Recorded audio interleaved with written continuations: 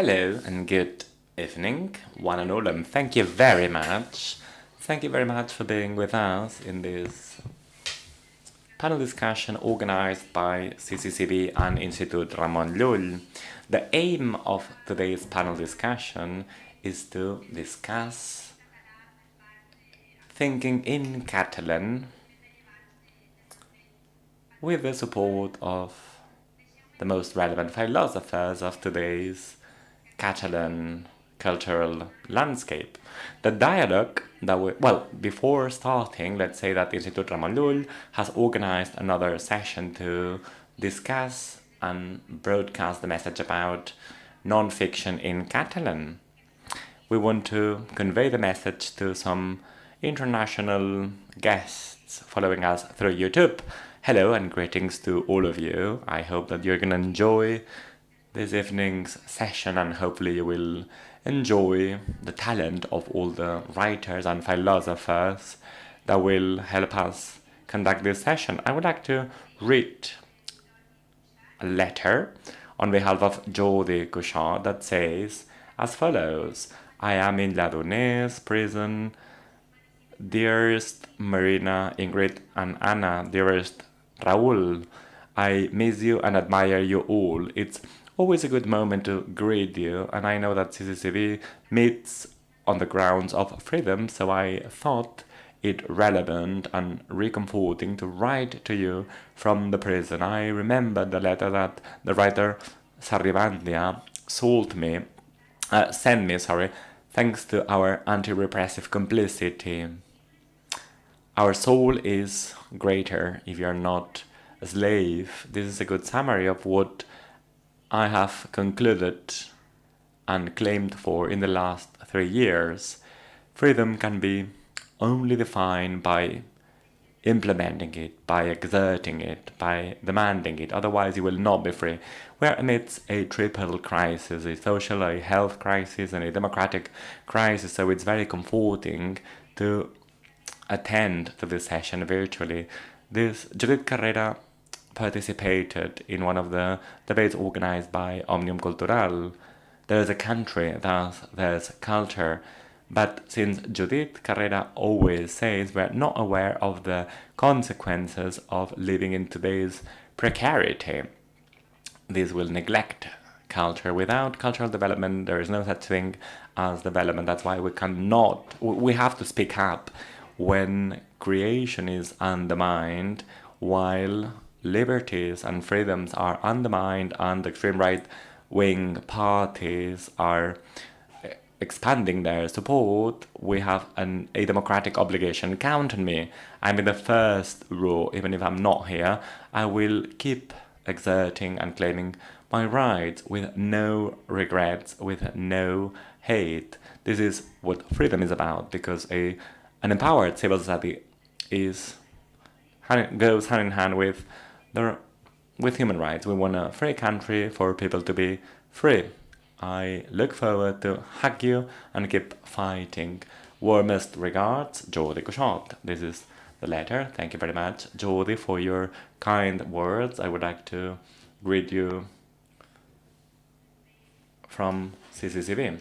So, and now, to respond to what he tells us, let's start. Let's kick off this dialogue with these 3 authors. They are very active authors.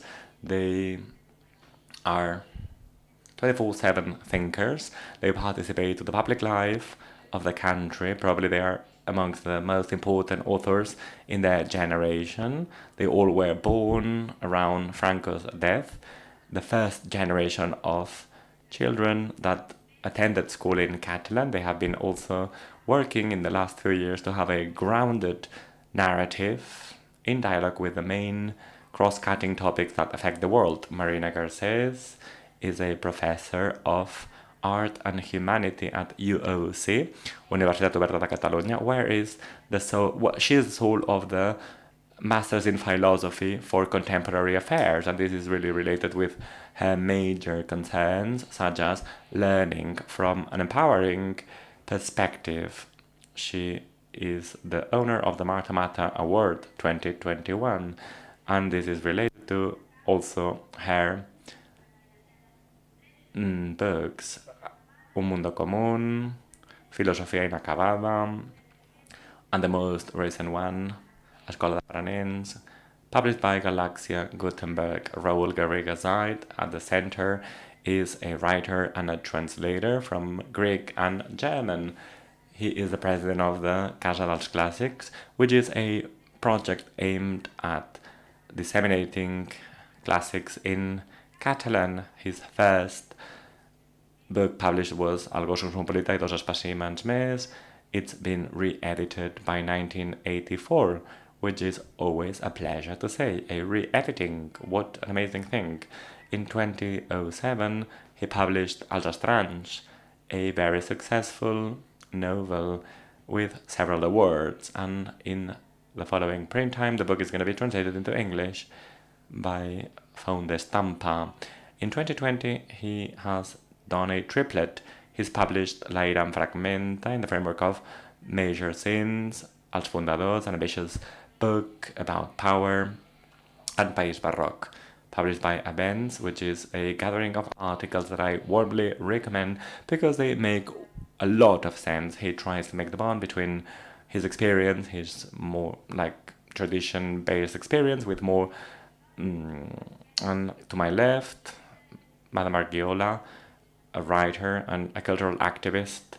She's published 2 essays, a very successful essays, such as L'Ull i la Banya, an essay about the world understood as an interface, and Phil's letters about the confinement and the lockdown, vigilance and normality, a work that was co-produced by Arcadia.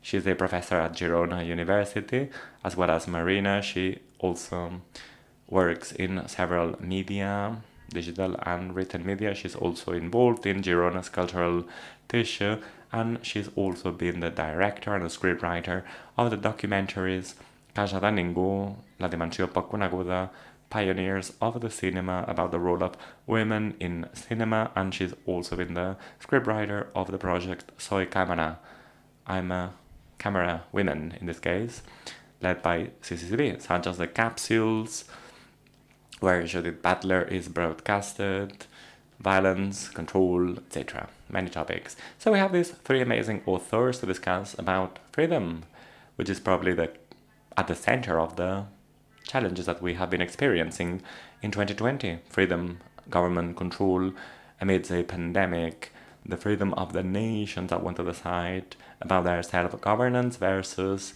nation-states, or freedom of speech in the framework of the Spanish state, where even authorities, European authorities, are asking for a reshufflement of the penal code to ensure freedom of speech, to more or less ensure freedom of speech, because it's not today. So that's what these are the topics that the 3 guests are going to be speaking about, and then there will be an open dialogue. First, they will have an individual presentation and then a speech. They have an amazing experience, and probably the most interesting part of this session will be the debate. For sure, intelligence would be at the center. And after the debate, there will be an open Q&A session in case the audience wants to contribute, or in case there's any specific concern or question. Marina, if you would like to start, the floor is yours. Thank you very much, Anna, and thank you very much to Institut Ramon Llull and Centre de Cultura Contemporània de Barcelona. Thanks for hosting us again. I believe I've been here like 1,000 times. We're always very happy to meet physically, even if we are apart, 2 meters apart. Well, we were saying that there's a certain unlearning of what being in front of an audience means, but at the same time, I was extremely looking forward to be here with you and to open a debate. This is what the whole thing is about, right? Opening a dialogue, a debate with you here physically and those following us through YouTube. So there we go. Jordi Cuixart, in the letter that he has forwarded, surprisingly, or by surprise rather, well, he referred to a very important idea that I wanted to speak about. He said, if I understood it correctly, that freedom is only granted by exerting it. Freedom does not exist unless you practice it, unless you fight for it, unless you redefine it systematically. And how can this be done? Well, by making sure that freedom is tangible and grounded. This is the quality of the bond that unites us. Freedom has to be what bonds our lives, our common life, living together, collective decisions, to be understood as free. So only freedom only exists if we use it, if we implement it. So it cannot be defined or, let's say, kidnapped by one side only. So probably the debate will be part of this permanent exercise of ensuring that freedom is on the table. Reflecting about freedom is reflecting about how to use it, how to share it. Freedom does not exist. Freedom is only a word that we use precisely to refer to the quality of our bonds, a certain theater of our bonds, a certain quality of our bonds.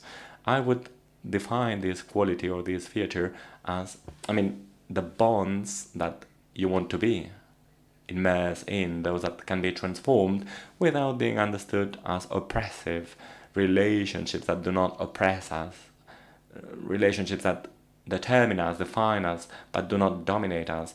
Those relationships that are not based on domination, but rather on determination and exchange. That's the most close definition of freedom that can come to my mind. If we refer to the concept of political freedoms, it's clear that the concept of political freedom is not the absence of political relationships. Freedom is not before the political life, but rather what makes political life a life not based on the domination of one on another or vice versa. Let's think about another area. Let's think about freedom of love, freedom of affection, so to speak. Freedom of affection is the right not to love anyone, right? But no, I would say it's the opposite. It's about ensuring that relationships are based on freedom and not on domination.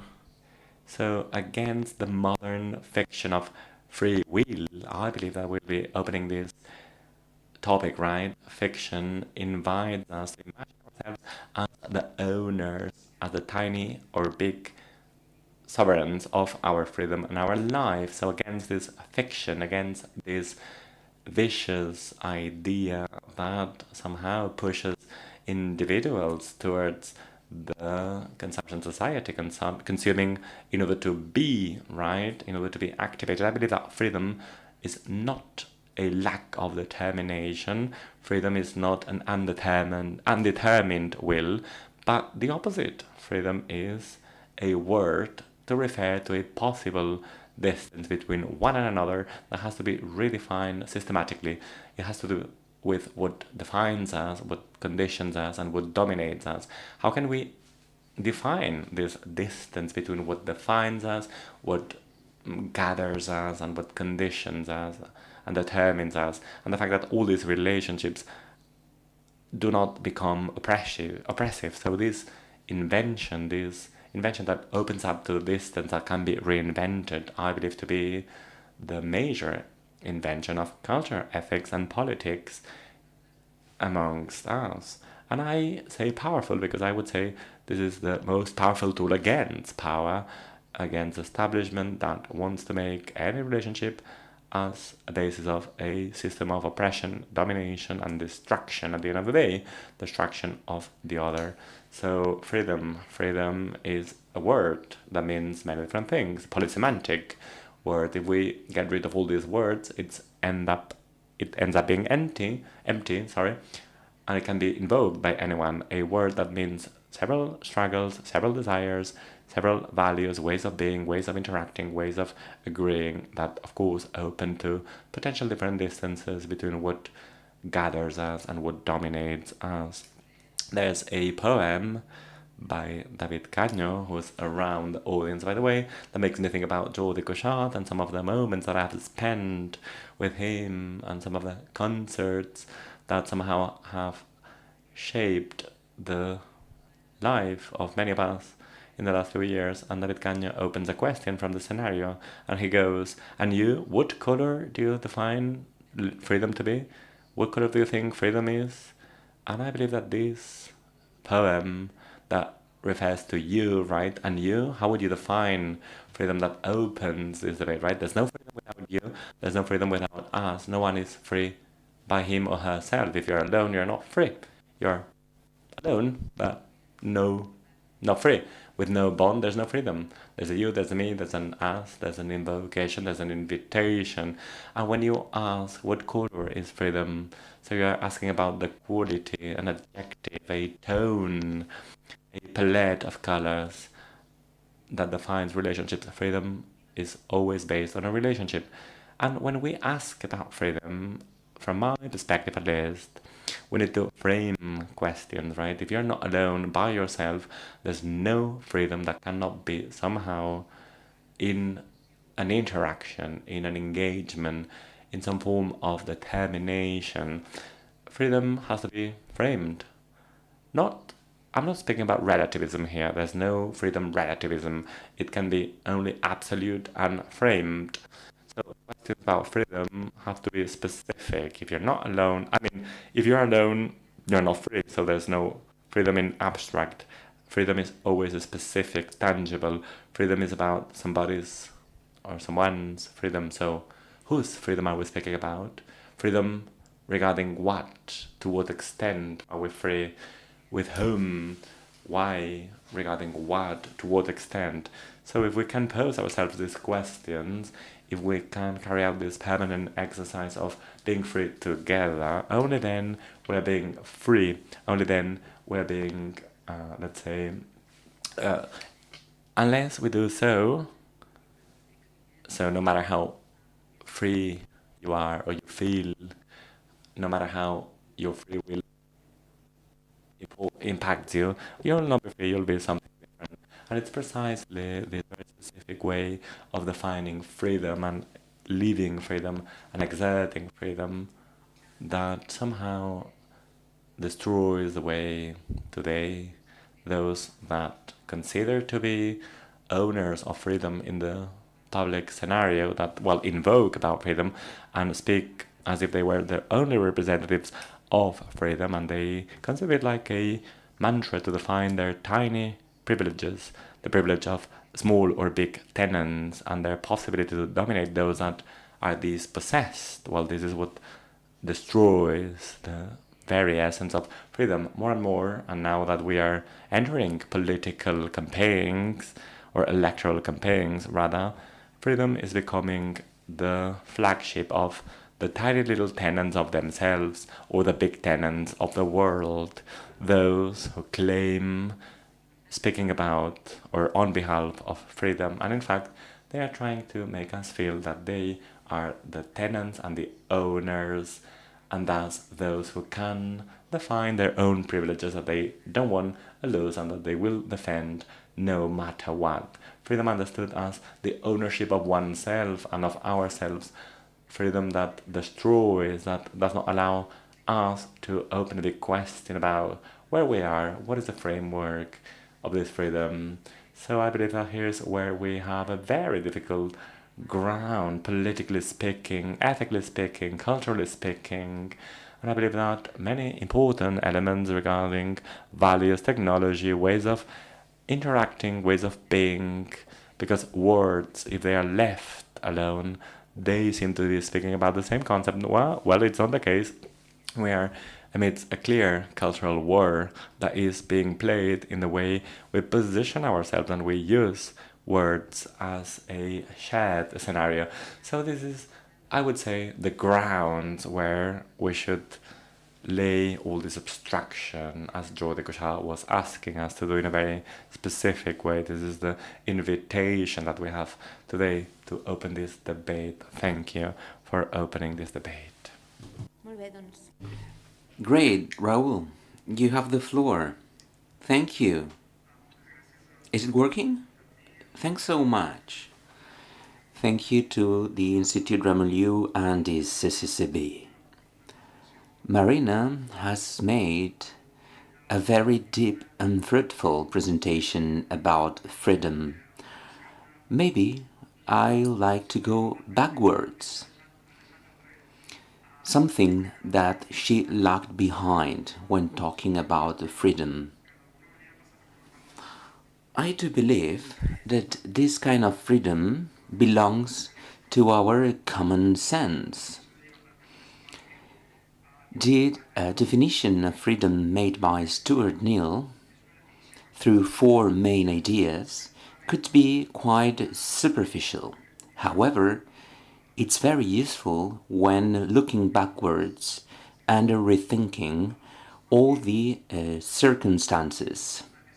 Stuart Mill says that freedom means making what we want to do without any kind of obstacle coming from the others, without harming the others either. These are the three main ideas. Accepting the consequences and without harming the other. This definition of freedom, it is the one that we are used to. We are used to this idea of freedom. We cannot punch anyone in the middle of the street. That's not correct. That's how we grow since we were kids. Suddenly, this definition makes sense to all of us, despite this is quite a formal definition. However, last year we all experienced something very, very peculiar. The evil was not visible. Not visible in general terms. There were a lot of sick people, but we were not aware about the appearance of the virus. It was an abstract evil. We could see some charters and graphs and statistics and figures, and from these abstract calculations of danger and contamination, we suddenly set up several rules that planned our daily life. These rules were based on an abstract calculation. Thus, this last part of the Stuart Mill definition of freedom, the last part of this definition, it is not under our individual control. We had to delegate towards a political and scientific institution that told us what were dangerous situations. Therefore, the emergency situation was so big that made us that getting out home was very dangerous. The air that we breathe was not something that we shared. The evil was in the atmosphere, whether if we went to the grocery store or we took the underground. This made us to rethink a new possibility, that made us to rethink human civilization. Today we can think about the damages, we can make very subtle calculations, we can count the amount of individuals that passed away through pollution, we can talk about climate change, we can more or less foresee when we will be suffering a higher climate change and crisis. This is dangerous. It is needed because we are 7 billion individuals in the planet. But we can see a hidden moral. This is what we suffered maybe in the first confinement. Well, yawning in the middle of the street, it was not allowed. You couldn't stop in the middle of the street. You were told not to be responsible because this could create a damage from an abstract calculation perspective. When you went to the street, well, you had the feeling that you could contaminate other citizens. This is one of the main dangers that we lived when we experienced this pandemic.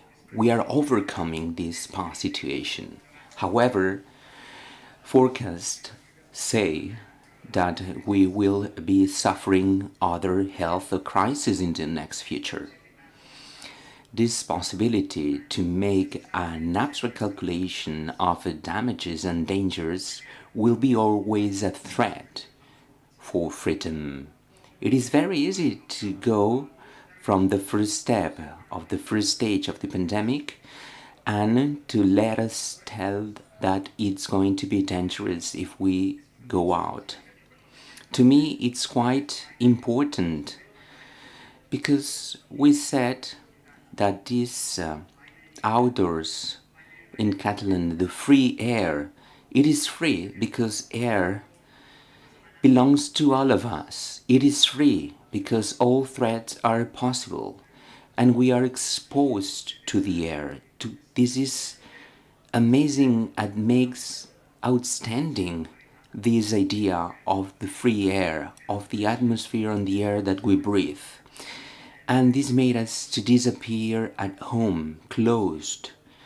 And for the first time, we saw the outer space as a very dangerous space. We need to preserve, we need to keep control of this public space. This is dangerous because a public space, it's where we live. And when we live, we don't make this kind of calculations.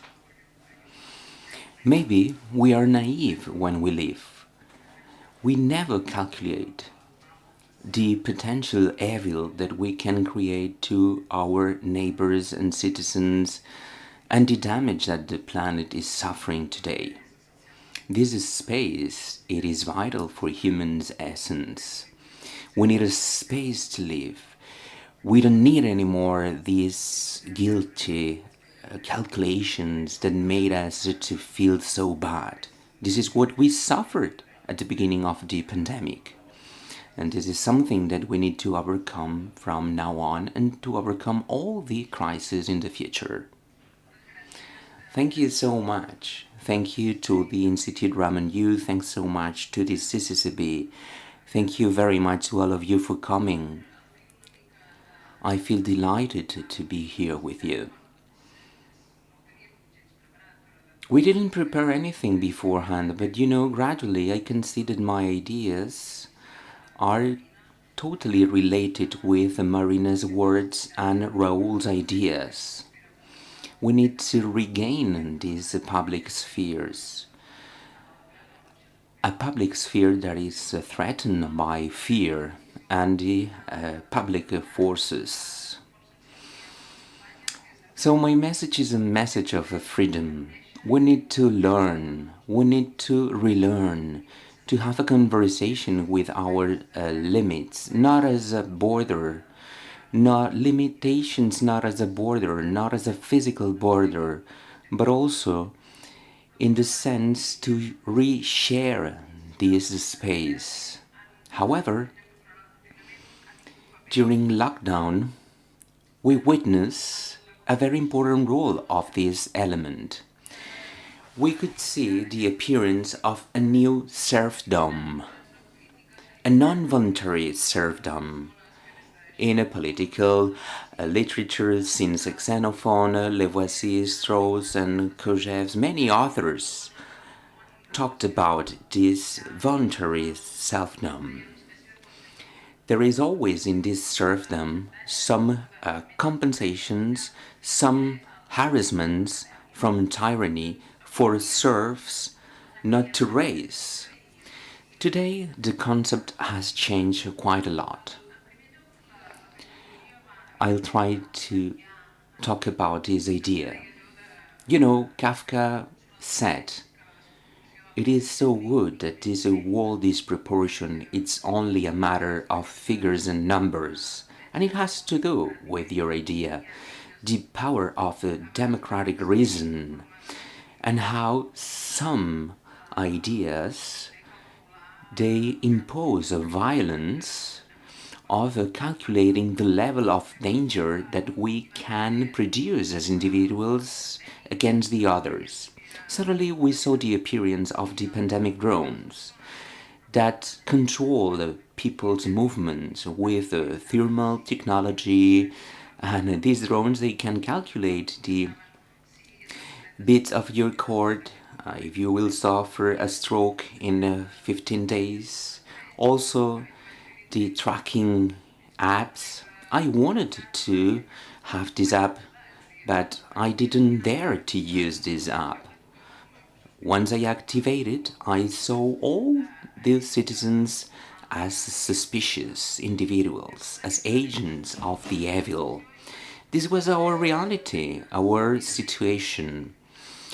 Suddenly, we witness other soft power tools such as screens and mainly digital platforms.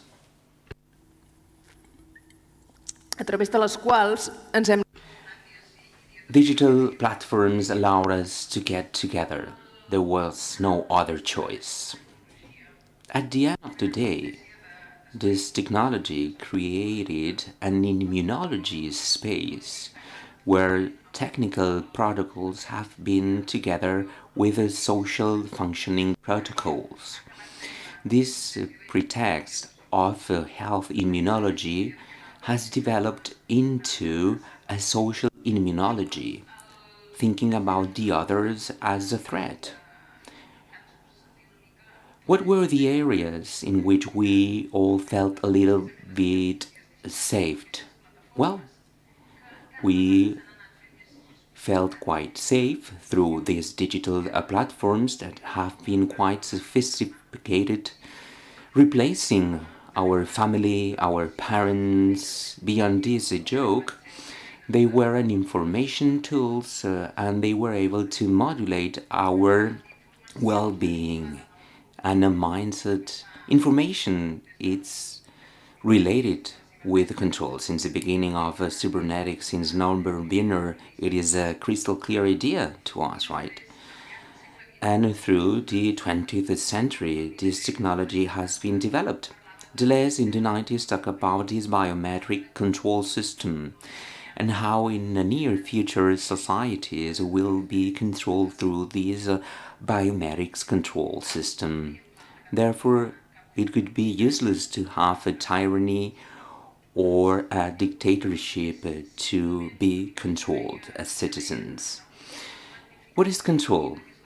It is to quantify life, to measure life, this harassment trying to, this kind of blackmailing, trying to control everything. The idea of Daniel Bell talking about Mark, who is the single dimension man.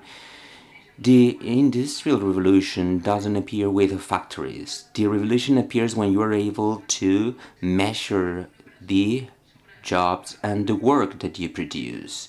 That's when you feel the pressure around you. This ability to measure things in an utterly manner, this is what made us to suffer this connected digital technology. That's why we can talk about this serfdom, involuntary serfdom. It is more and more difficult to be aware about the level of penetration of these technologies.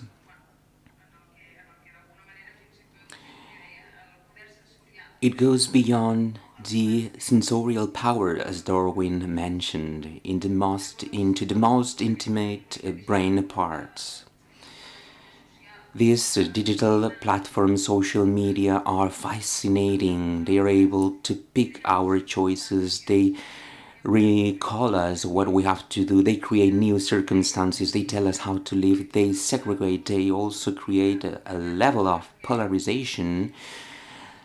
You can program these platforms through this selection of words. So it is quite a sophisticated ability to be a part of everything that surrounds us and what we all suffer and experience. The last stage of these digital strategies offered by these platforms, it's not a thing of having a better organization and machine learning. For more than 5 years, we are all aware. People tell that thanks to our digital behavior, machines are able to learn and they take decisions. And finally, something that appeared a month ago, it was an agreement between Microsoft to have a new chatbot that will allow us to make the deaf people to be alive, to reproduce your digital identity that you had in your past life. So we need to better know what are the limitations that we have, and if we go beyond the limits of death, the ethical life suddenly disappears. There is no ethical possibility.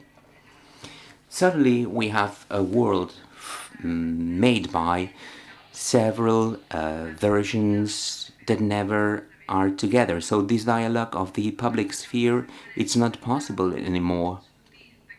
The next step would be to get rid of this immunology space, to regain the public sphere that was completely forgotten and also has suffered a lot of problems since we are taking care of individuals and people in an automatic manner. We are, at the end of the day, accepting the violence of machines and everything that is happening in the public sphere.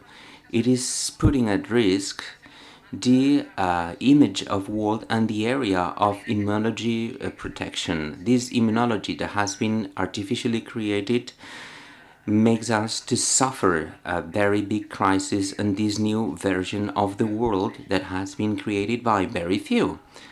Very few that unfortunately are the ones that are managing for months, such as police forces and the different governments, everything that we all know. So this is my main idea. Freedom as an acknowledgement of our own limitations and how technology made us to be unaware of our limitations amongst us and how it steals from us the will that we have.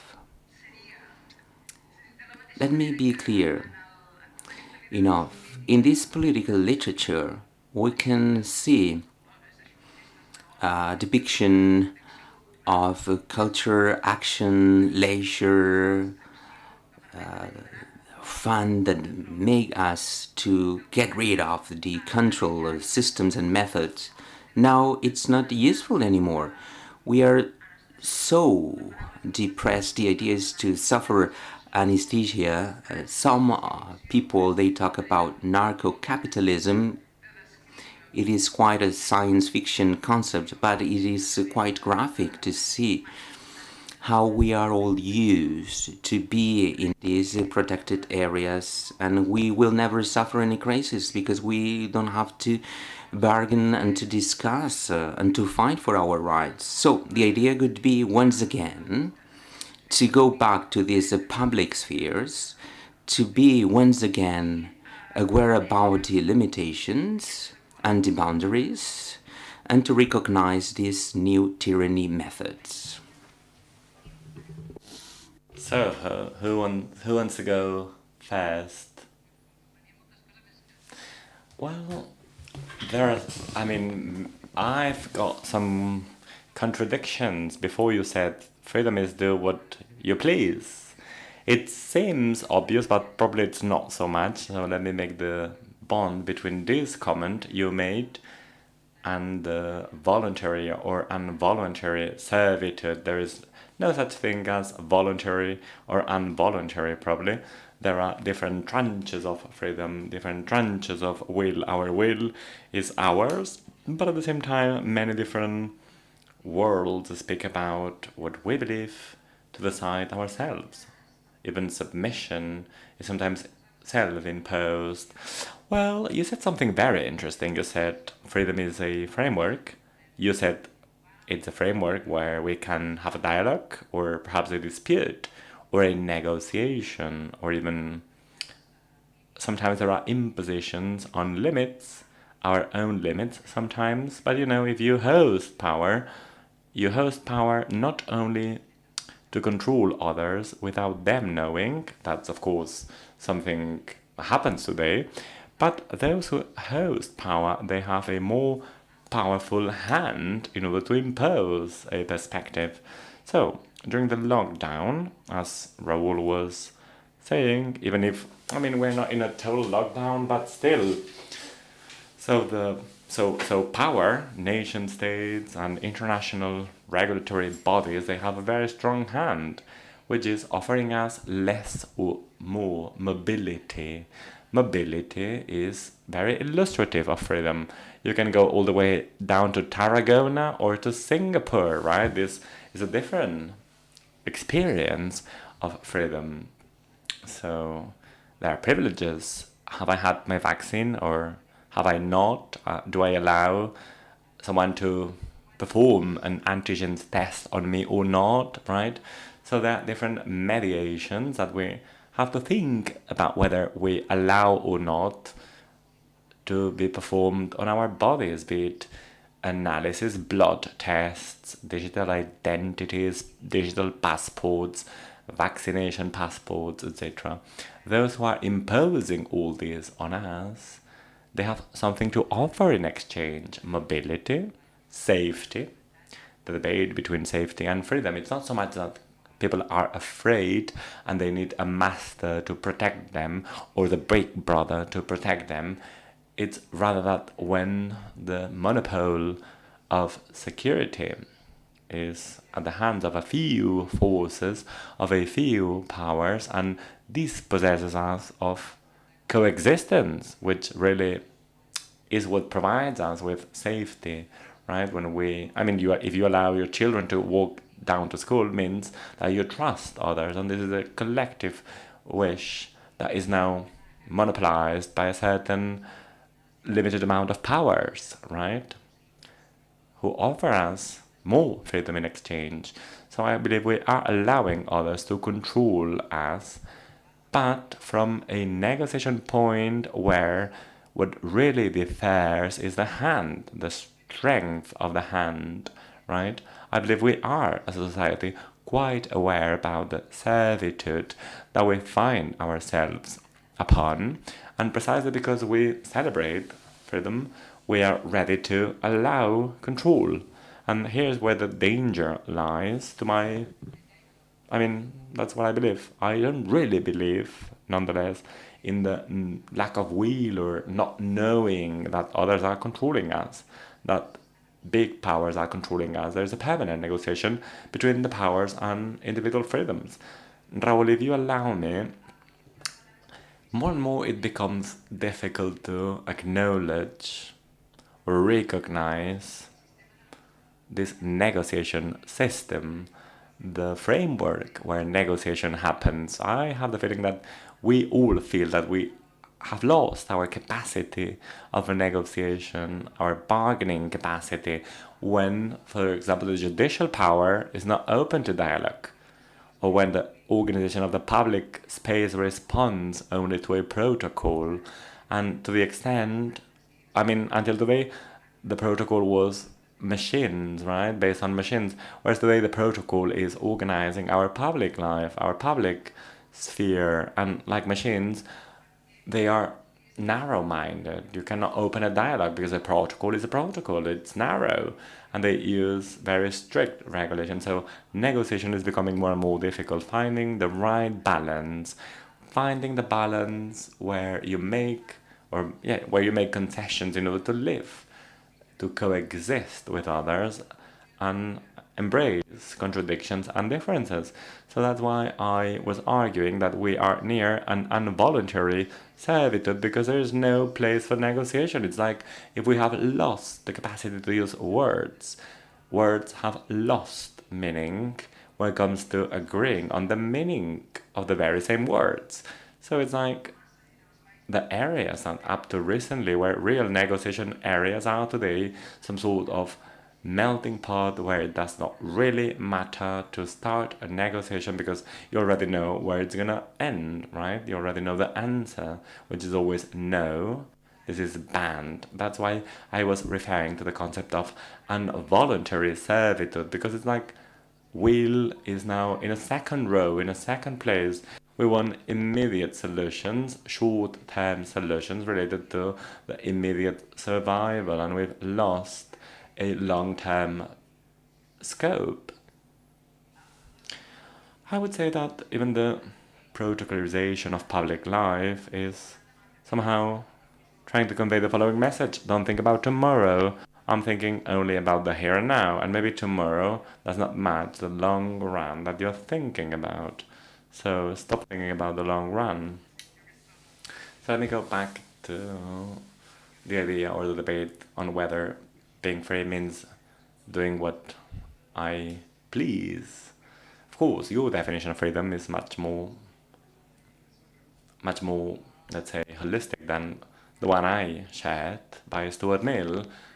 But of course, in the history of freedom, there's always a certain there's a counterbalance, right?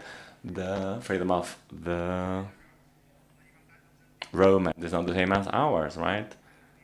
There's a way to say that freedom in the past was accepting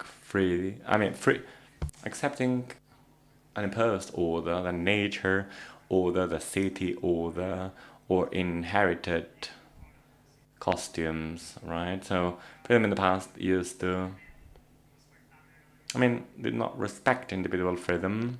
It ended up even smashing down individuals and individual freedom in benefit of the group.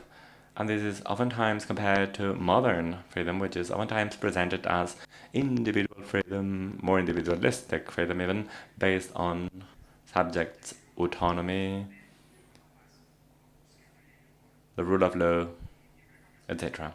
So, Marina, I believe what you did is go one step beyond, not focusing on these two definitions of freedom, but rather claiming a more affirmative freedom, which is freedom of being together.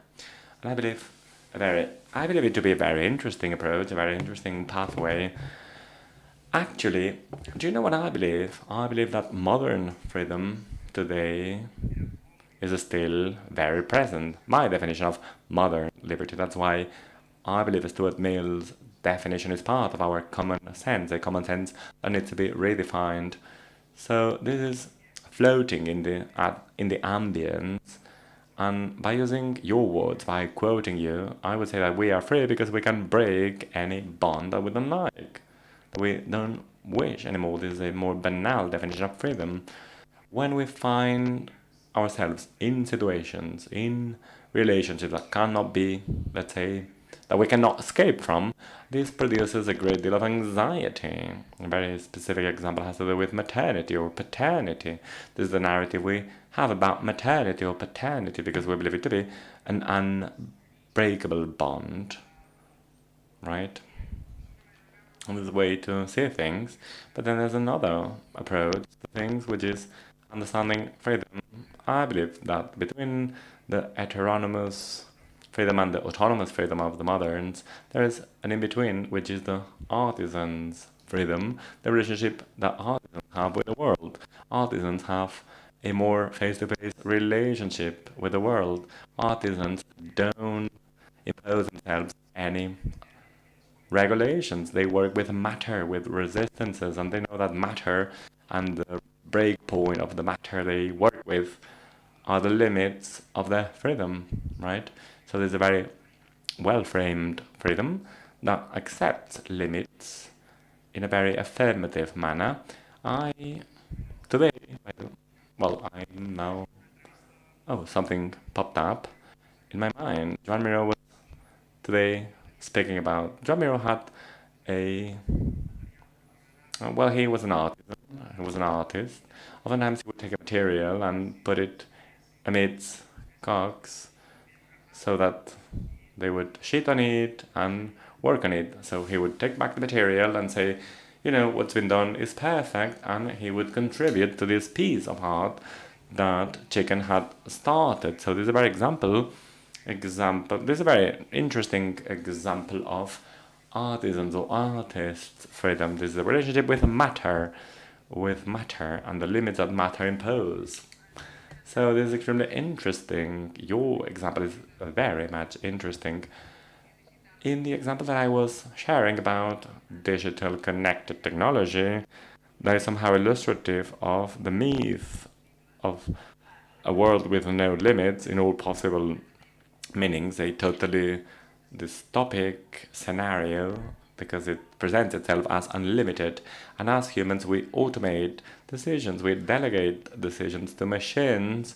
That's why I was saying before that it's an involuntary process, because as we delegate more and more our decisions, we lose our exonomic capacity, and that's our capacity to understand the world, to interpret the world. And I believe that here there's something missing, which is a dialogue between things, between matter, between bodies, alive bodies. Even though this is not only a material dialogue, but also a cognitive dialogue that has to do with the recognition of what's out there and with accepting that, well, Mark Fisher spoke about the cognitive ultimate. Machines are much more efficient, and thus we delegate everything to them. Our precarious brains are not efficient. Well, I believe that there's a debate that cannot be neglected. Streets are on fire precisely due to this debate between powers that want to monopolize freedom and people who want to do whatever they please, right? So probably it's interesting to see where freedom of speech plays a role in the equation, right?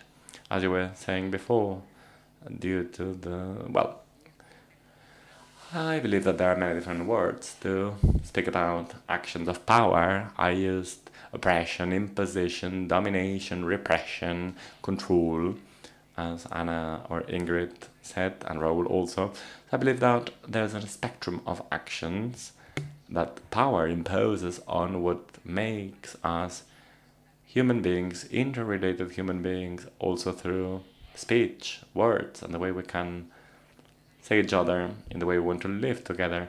So it's clear that today powers need to be more and more repressive, and I believe this is the case because control, the less visible or conscious control, is failing.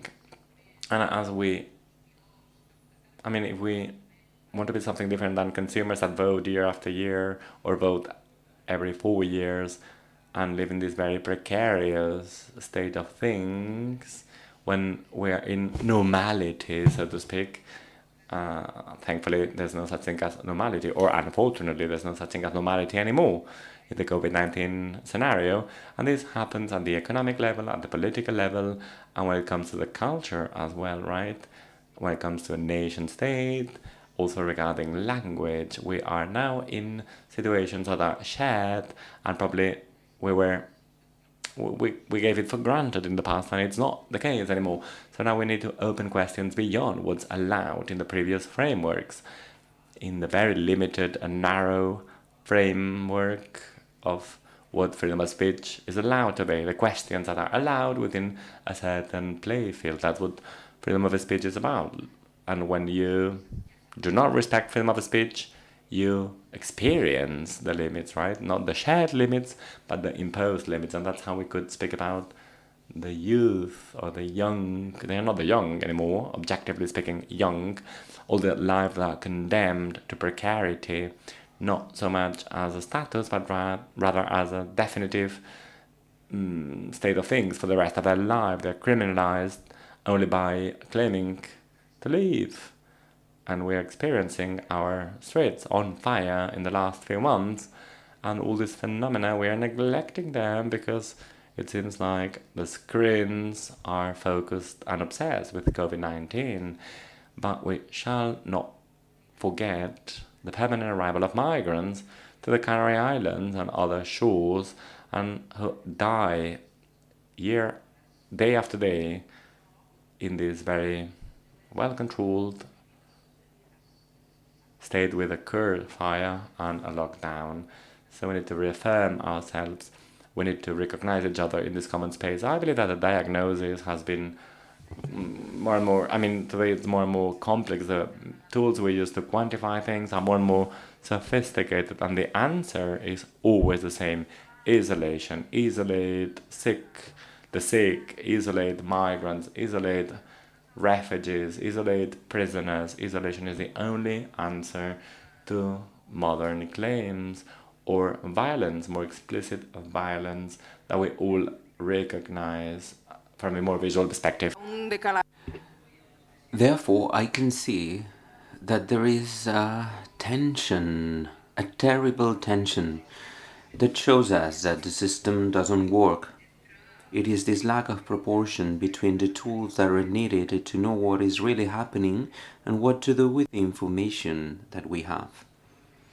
As for the freedom of speech concept, I do guess, I don't know if Marina tried to express this idea. Freedom of speech. It's used to talk about everything with the exception of the freedom of speech. Freedom of speech, it's never an absolute. On the one hand, we have a fear, the fear of the one expressing himself. This is a self-limitation that we impose to ourselves. This is quite a broad issue, and suddenly we can see legal limitations. We have the standard in Germany where it is forbidden to say that the Holocaust never existed, because the acknowledging the Holocaust, it is a recognition of the Federal Republic of Germany, of something that will never happen in the future. So it makes sense in a national framework perspective. Certainly, here in Catalonia, we have specific cases such as Pablo Hasél and Valtonyc, because they said some words against the monarchy, and we can see the exaltation of fascism in Madrid. This is from Catalonia and the Catalan countries. We say that this is an issue related with freedom of speech. Once you are in jail because you are going against the monarchy, it is something normal in this national Spanish system. It is uncomfortable to us, but maybe it's easier to talk about universal concepts such as the freedom of speech, because talking about these demonstrations supporting Pablo Hasél can be also criticized, not only in Catalonia but also in other places in Spain. So we must be honest. Sometimes we use universal ideas that deny the reality. We have a national conflict that made us to behave the way we behaved in the last weeks.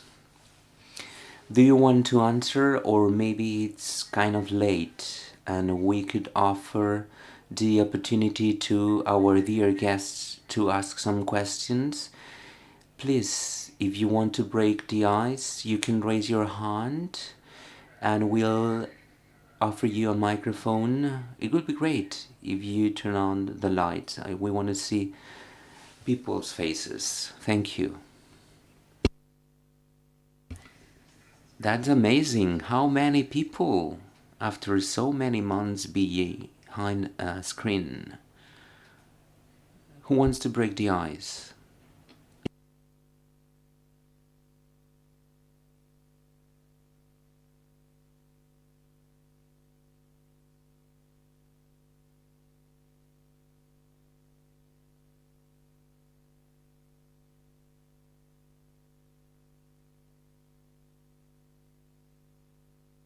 My question would be the next one. How can we produce art where art can make you to go to jail?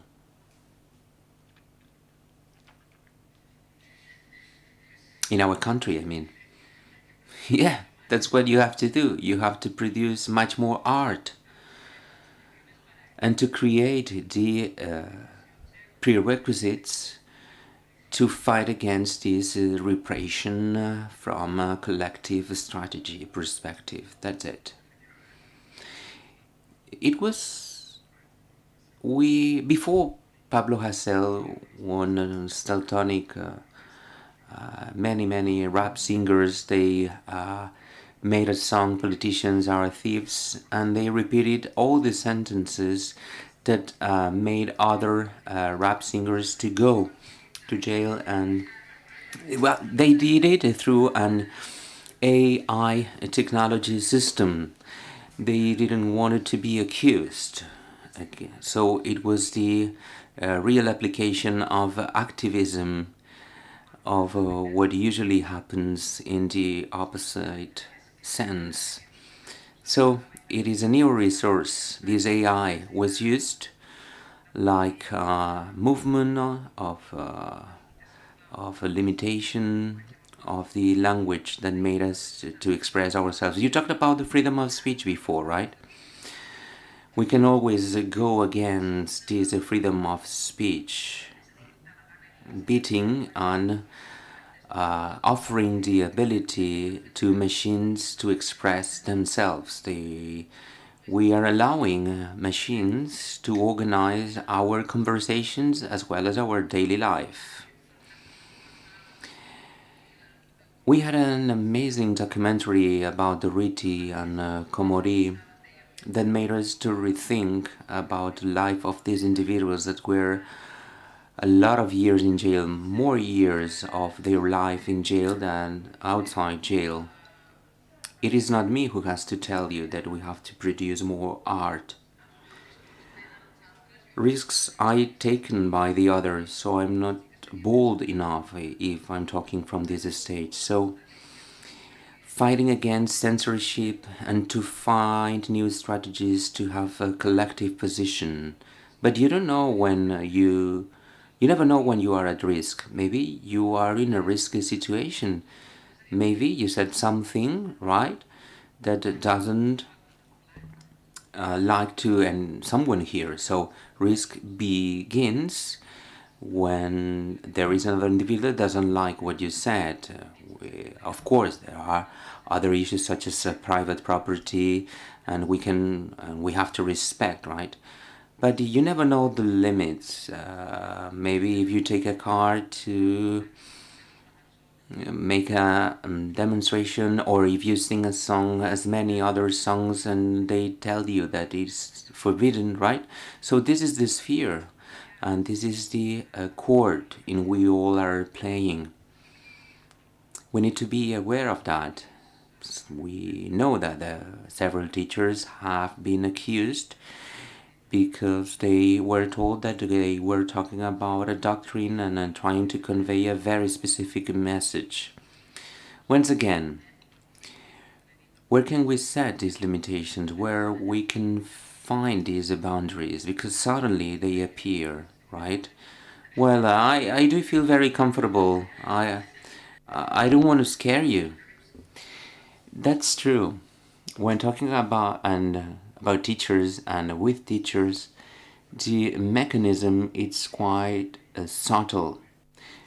They didn't went against law. It was a process that didn't finish, but at the end of the day, we suffered fear, this self-censorship, being afraid of telling things the way they are. This fear, it's a very strong fear amongst us.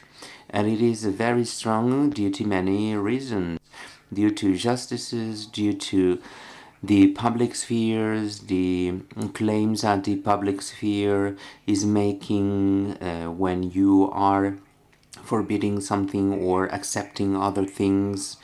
So there are many ways to impose this fear in people without needing jails and law. This kind of fear, to me, it's terrible. There was a rabbi that said that the authentic trouble of Israel in Egypt was that they were used to be out of Israel. They were used to be in Egypt. They were not able to freely speak and talk. They were used. So being used to this kind of situation, right? In this text, I was talking about serfdom and how these serfs got used to almost everything, and the lockdown was like a test. It was like being in a lab and to be aware about the public control powers. And to Obi, I was I really respect it. It is quite a vital thermometer to measure things. I think that we have another question here. An online question. Hello. Patrick Stasny, he's following through the YouTube channel and he says, I'd like to ask Marina, you talked about a distance, right? What's this distance if there is not an individual subjectivity?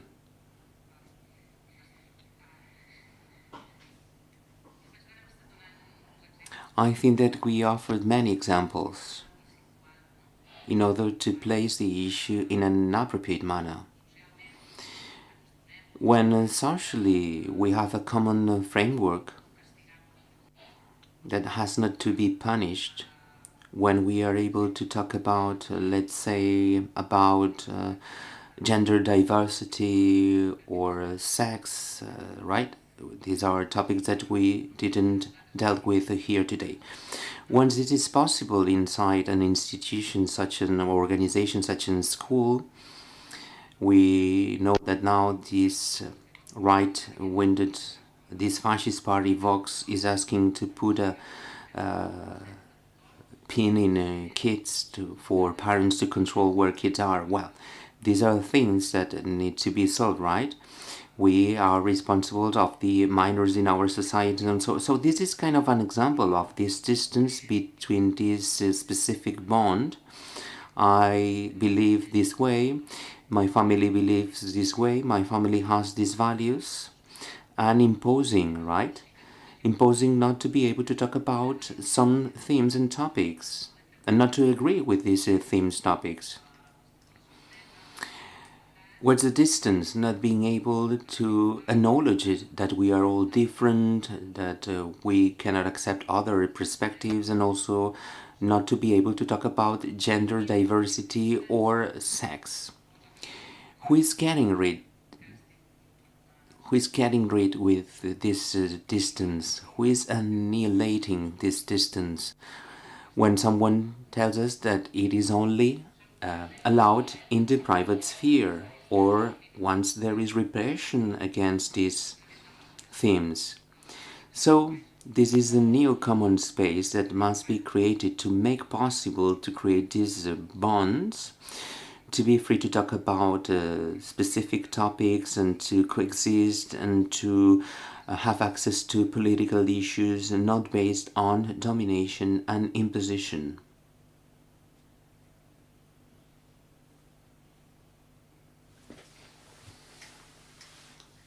Okay, great. I'd like to know if accepting this lockdown and curfew, it is a voluntary measure and decision or involuntary decision to curfew. The curfew, it has to do with this Jewish rabbi. We are used to being exiled. We had elections and no one talked about the curfew problem. No one talked about it. And this is quite a measure that creates problems and relationship with my previous idea. When the damage and the danger it's calculated from statistics and figures, and we trust the authorities that created these numbers and figures and charts.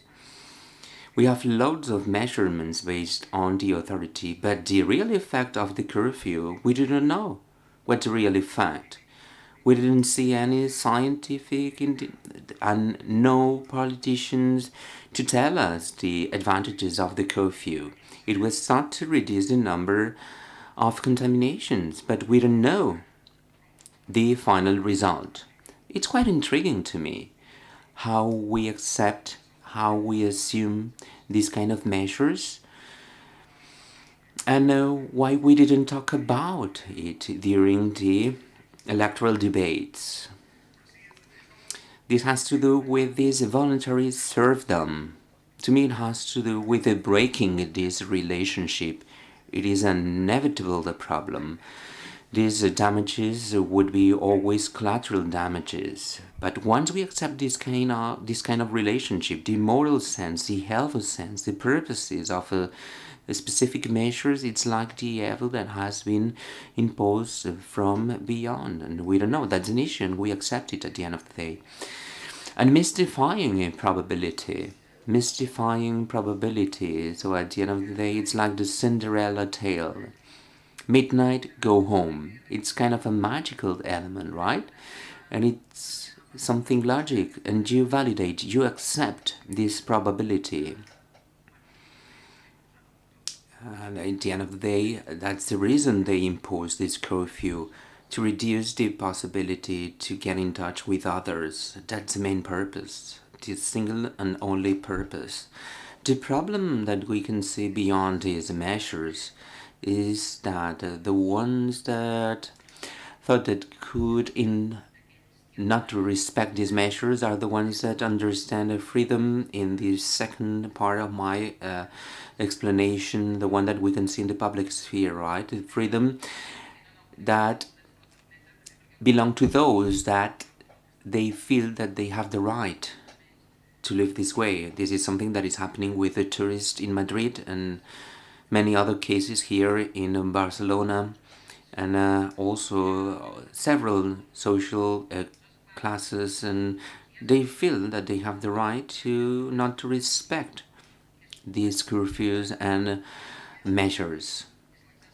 When disobedience is the exercise of a privilege and the public demonstration to tell the others, hey, I can allow myself to do it, so I'm aware enough that I cannot respect. I have the right of not respecting, and not to respect the curfew and the reduced mobility.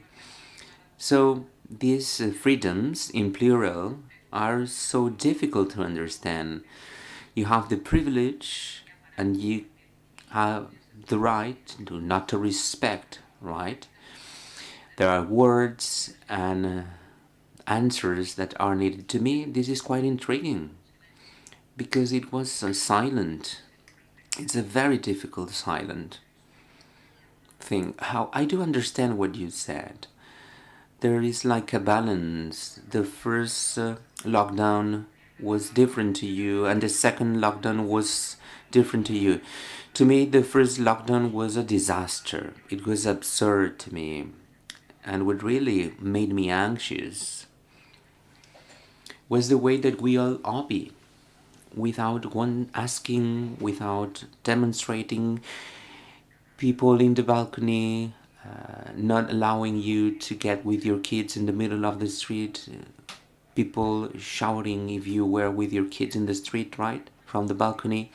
It was quite difficult to me to accept. And suddenly we witness big demonstrations in Germany, very right-winged party, anarchists, and many other. So quite interesting, the mixture of people that we could see in this Germany demonstration. And I was happy because they were protecting my rights. Well, they were kind of crazy men and women, right? But they were kind of crazy, but at the end of the day, they were protecting myself. They are telling, hey, there is a poor guy closed at home with his children and he needs to get out. And they were the only ones that did it. Suddenly I thought to myself, not bad at all.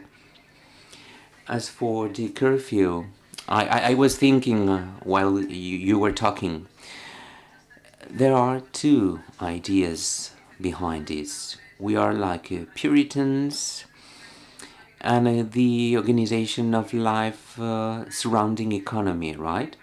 So we do not produce anything at night, so nothing happens. It has to do with labor forces and being profitable. And who goes out at night? And what happens at night? At night only goes out people that maybe daytime do not find their own space. There is like a class issue behind. And maybe kind of an ephebophobic, so going against young people and all leisure activities made and enjoyed by young people. Who lives at night? Young people. So we close this time of the day. We impose a curfew. It has been a bigger possibility of contamination at daytime rather than at night. But well, we are like Puritans and we are under this economic order and power. Yeah, it makes totally sense to me. There was a moment in time, we are overcoming that moment in time. We needed images to be surprised and to be shocked. Suddenly you could see in the media a lot of pictures and images and of kids together with their parents, and suddenly you could see the bars drinking a coke, everybody seated at the terrace of a bar outdoors. Scientifics, they told us that there was no risk when we were outdoors, right? There is always a risk. There are some activities that imply to suffer a risky situation, but these images offered us an image of being relaxed, walking down the street. It was like how we couldn't have fun. We are suffering in a pandemic, right? 10 people working inside a room, but at the end of the day, please do not allow people to get out the streets. It was quite an interesting reaction, and it has been fading a little bit. I do believe that the first lockdown shock was so strong that the second lockdown was a little bit softer. It was not possible to go back to the previous situation. So it's a learning process situation. We learn a lot during this period of time. Yeah, you're right. Yes, we learn quite a lot, right? Yeah. Well, if you don't want to add on anything else, with this idea of freedom, the freedom of speech, like an euphemism to hide, I don't know how to express myself, to hide the pillars of this common life that we all share. If you don't want to add anything else, I only have to thank you all, Marina, Raül, and Ingrid. Thank you very much for our dear audience to the CCCB and Institute Ramen U. I hope to see you in the next occasion. Thank you very much.